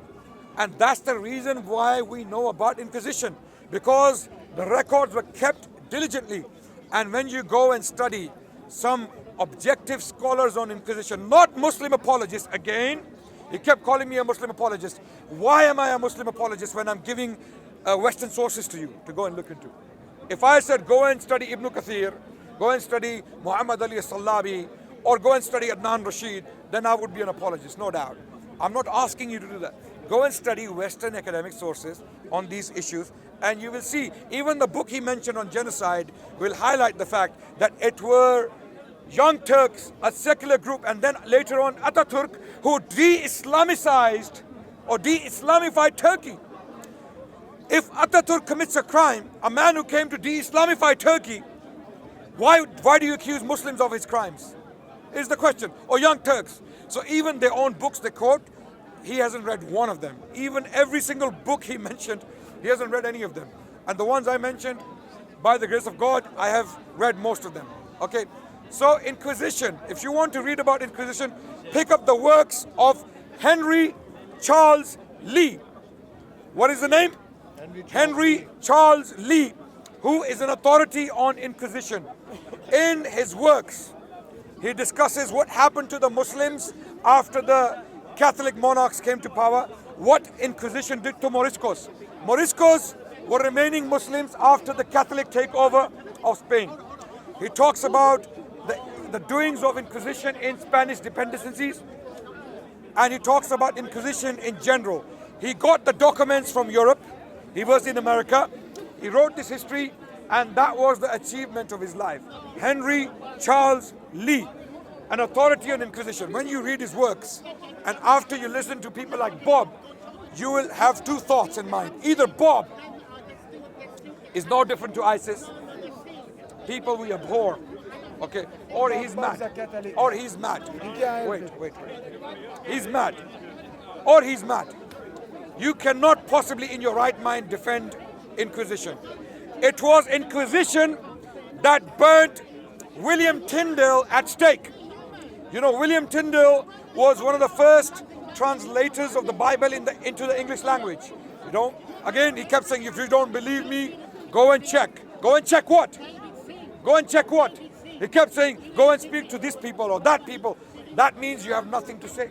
You have no substance. You have no sources to back your opinions. So, Henry Charles Lee is the man to read on Inquisition, and you will see what I'm talking about. Okay? So, the final point before I came to this was, there was a final point I was mentioning. I forgot. Yes, William Tyndale. Who was William Tyndale? William Tyndale was a man who translated the New Testament from Greek into English in the time of Henry VIII, the Tudor king who governed Britain. And he was on the run. Why? What was his crime?